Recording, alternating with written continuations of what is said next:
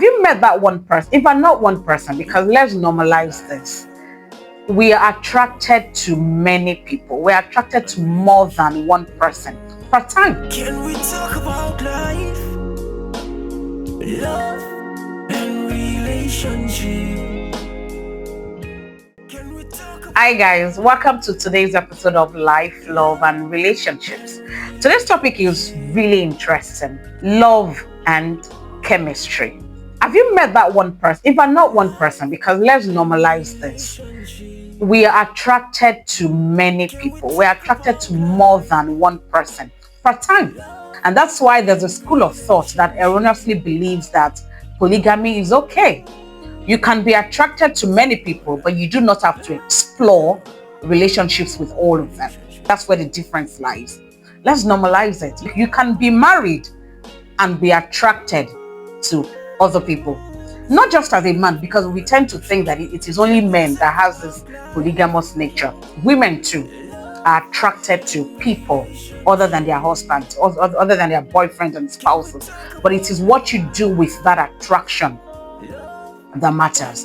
And we must remember that the Bible says that when you lust after a woman in your mind, just in your mind, it has already become a sin. So when you are attracted to this person, how do you kill it? How do you save yourself from going over it in your mind and it then goes to lust? Right.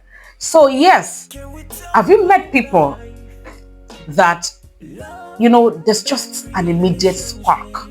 Or in today's age where we do a lot of things online, maybe you're texting people, the chat is just flowing, the conversations are just hot, two of you are feeling one another, the chemistry is strong, although it might not be the same when you eventually meet the person physically. But yes, we must admit that there are times that you just have this very strong chemistry with someone. And it doesn't happen just once or twice, it happens a lot of times. You just have this very sparkly, strong connection that you share with this person. And in some cases, you're lucky that this person also shares the same level of connection or depth for you and with you. The spark, the butterflies, the excitement. You see the person and your heart is going bigger, bigger, bigger. You get what I mean? But hey, does this mean that this is love? Is chemistry the same as love? This is what we'll be exploring on today's episode of Life, Love, and Relationships. If you're yet to subscribe, this is the time to press the subscribe button right now. And I want to hear in the comments, please let us know if you have experienced this level of connection and chemistry with someone, how it went, if it went well and you're with the person today, or you found out later on that this is someone that you could not love or could not love you. So first, you must be aware that chemistry can trick you. Chemistry can trick you, especially us as women. Hormones play differently at different seasons of our lives, or even different seasons of the month for us. So chemistry can easily trick you. So be aware that chemistry can be misleading, and it is your responsibility to find out if what you have can truly last. What is chemistry? It's that undeniable attraction that you feel towards someone. The feeling that you and this person, you just click. The body is speaking. Your own body is speaking. The guy's body. As you guys talk, as you look into one another's eyes, you know that this thing is going, and it takes a lot of restraint for you not to act on those things. It's driven by emotions, hormones, or just simply that electric energy you feel when you're around this person. It's why you can be with someone and immediately you're drawn in. You feel really drawn into them. That chemistry can be misleading in that it can make you feel that you've known this person all your life. You've known them for so long. But meanwhile, you know nothing about them. Every interaction is exciting. Every interaction with them is sizzling. It's almost unreal. It's easy for you to mistake this one as love. If you're like me nowadays, all the meals and bones, silhouettes, what was it again? All those things we used to read. My goodness, Corinne, my dear, put a break on those things and get to know this person for who they really are. Get to understand what is really happening to you. Your brain is just releasing dopamine and oxytocin. That is what your brain is releasing. Borrow yourself, brain. These are the feel-good chemicals that create that rush of excitement. That is what your body is going through. It has nothing to do with who the person is. It's just the vibe and the energy you get from the person mixed with what your own body is telling you, what your brain is feeling. And this is where it gets really tricky. Chemistry can be very intense. It can be so intense that you feel that it is love. But it doesn't mean the person is actually good for you. How many of us has been there? You at some point you begin to feel it when you get to know them that this person is not right for you. But the pull towards this person is so strong that you almost want to believe that you cannot control it. If you lie, you can control it. If that sounds familiar, you are not alone. We have been there. I have been there many times, and I'm sure if we all want to be honest, even pastors have been there many times. You just feel this strong pull, and you can almost believe, like I said, that you don't have a hold on this emotion. You can control it. If chemistry is not love, what then is love? How then can we understand love? Pastor Bimbo Odukoya always said during her lifetime that love is beyond feelings. Love is not just a feeling. It is a choice. It is something you are deliberate about making. You choose to love this person. It is your choice. It is something you are consciously choosing and not something that you do not have control over. Love is built over time.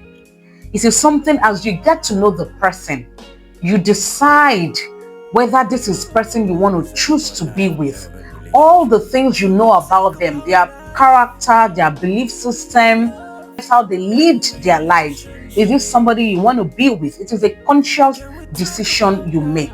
Meanwhile, chemistry in most cases is instant. It's something that you feel. It's a connection that you feel, but is not necessarily sustainable in the long run. So love takes work. You have to put in the work. Like you have a system and it's not working today, then you go and get another one. Or the remote of your TV, you have overpressed it, then you go. Love is something that you sit with, you stay with, you make it work, you contribute. You have to make sure that that object of love itself, you are playing your part to ensure that it is working. Love has a responsibility. You have to determine, you have to decide that you're going to play your part to make sure that love works for you and works for your partner as well. You can think about it this way. Chemistry is excitement. Love is security. Now, I'm not saying that love does not have to be exciting, because embedded in the very nature of love itself should be chemistry.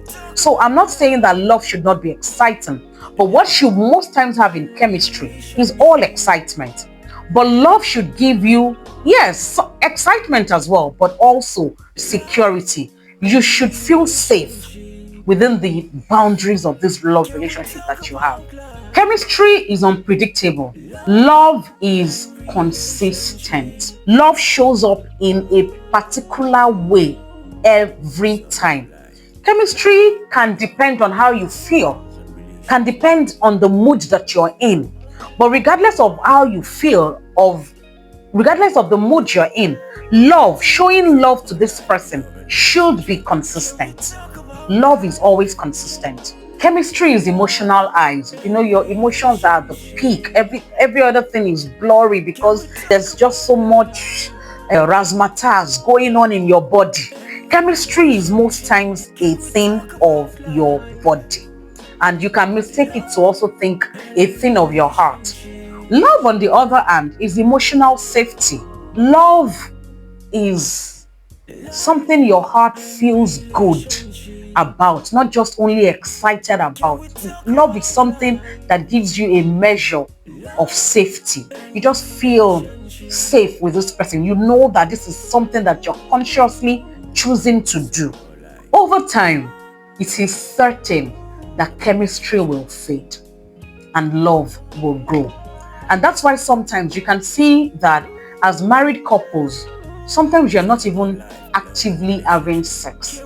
but it doesn't mean that you love your partner any less. In fact, it may be in most cases that you have loved them even more.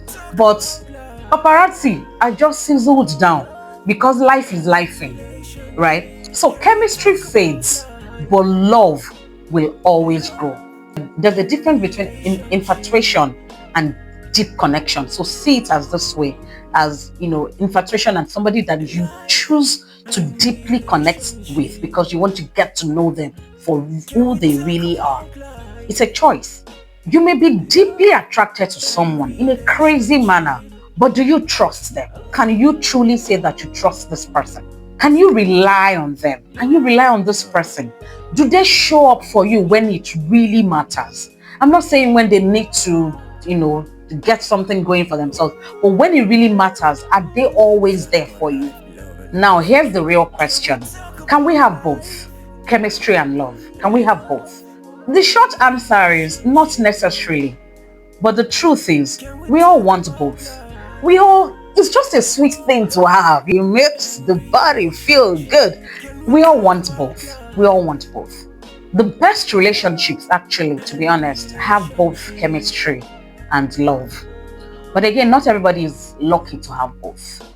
But there are ways to create chemistry when you're in love with someone. Maybe we would look at that another time. Some people just have it naturally. They are both deeply attracted to one another. They have an electric attraction to one another, and they also love one another. But then again, like I said, it can be created. But if you have to choose, always choose love. Always choose love because it is more lasting, it is more secure. Chemistry may get you in the door, but it is love that keeps you inside. So if you're wondering, do I have love or do I have chemistry? Or do I have both? Ask yourself these questions. Do we have deep conversations beyond surface level? Do we have deep conversations? How long can we hold deep conversations? Is he comfortable having these deep conversations with me? Is she comfortable to be vulnerable with me? Do I feel emotionally safe with this person? Will this person be there for me through thick and thin? When push really comes to shove, will he show up? Will she show up? Are they consistent in how they treat me? Or is their treatment of me based on how they feel? Is their treatment of me dependent on the mood they are in? Does this person respect my boundaries? Does this relationship feel stable even on bad days? Because I promise you there will be bad days. And that's the difference between chemistry and love. That even on those bad days, love will stick. Love will always stick. If your answer to these questions is yes, you may just be on the right track. If it is only when things are exciting that you feel a connection with this person, it might be a red flag. It might be that you are just experiencing great chemistry with this person, and that's where it ends. To explore the opportunity you have for a relationship with this person, you may want to start getting to know them, understand who they are, how they treat people, their interests, their values, their views on life. That may help you to explore whether this can move from just being chemistry to love, or this is where it should end. Thank you for joining this episode of Life, Love, and Relationships. With all my love, see you next week.